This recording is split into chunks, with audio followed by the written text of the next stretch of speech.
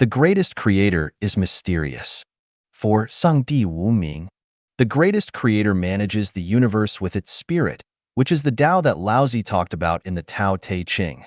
This spirit can also be understood as the consciousness and thinking of the greatest creator. Just as humans rely on blood to maintain vitality, the universe relies on the spirit, consciousness, and thinking of the greatest creator to maintain its vitality.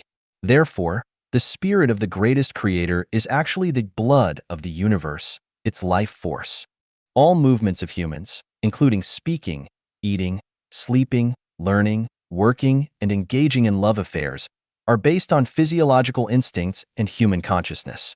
Similarly, all movements of the universe, including the motion of celestial bodies, the maintenance of order in galaxies, and the cycle of life and death of all things in nature, are based on the laws of material motion and the consciousness of the greatest creator, which is his spirit.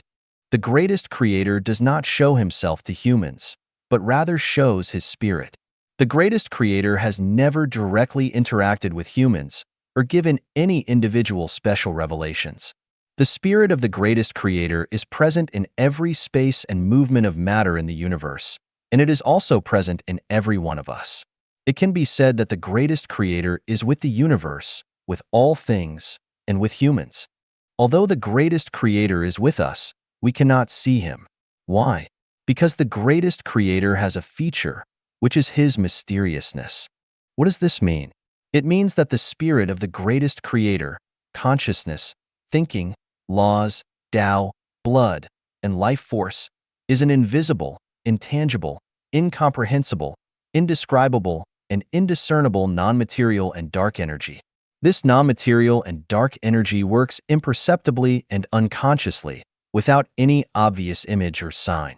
Although it seems non-existent, it is a kind of elusive objective reality, which is omnipresent, ever-present, meticulous, and precise.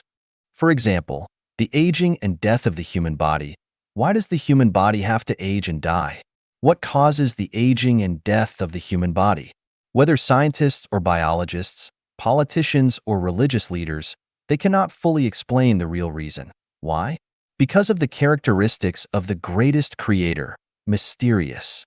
In the primary physical and spiritual healthcare section of the Life-Genuine, I mentioned that the causes of human aging and death, in order of their destructive power, are mental activities caused by 7 emotions and 6 desires, diet, daily life, labor, wind, frost, cold and heat, air quality, noise, cosmic forces, geomagnetism, gravity, radiation, various rays, and waves, etc.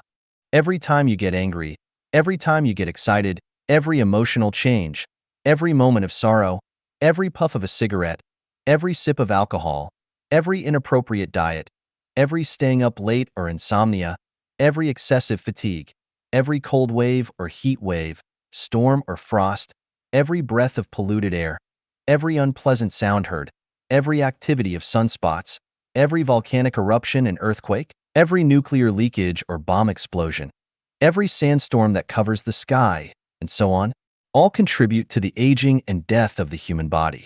Most people will agree with my explanation, but through what channels and mechanisms do these factors change the structure of human growth? Most people don't understand it. Why? Because of the characteristics of the greatest creator, mysterious.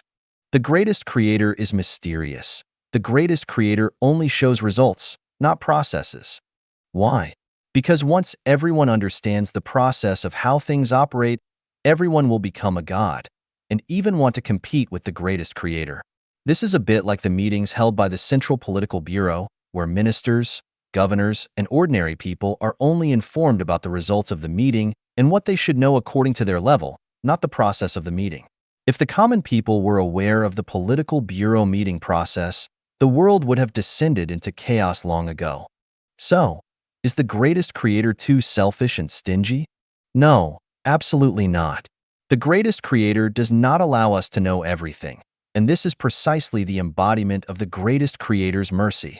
Imagine if someone were to immediately tell the parents and relatives of a newborn child how the child will grow and eventually drown at the age of 15 while swimming in a river. What consequences would this have?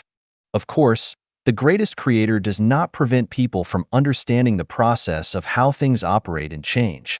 In fact, the greatest creator shows all the mysteries without reservation to human beings. Some people can understand a little, while others do not understand at all. The key depends on each person's spirituality and wisdom. The purer the spirituality and the higher the wisdom, the more one can see and understand, whereas confusion and ignorance increase with a mixed spirituality and lower wisdom.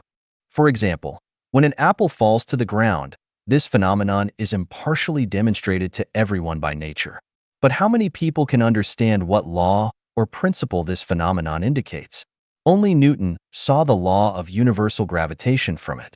Many people have ridden elevators, but how many people have deeply pondered what would happen if the elevator, without cable restraint, continuously increased the required energy?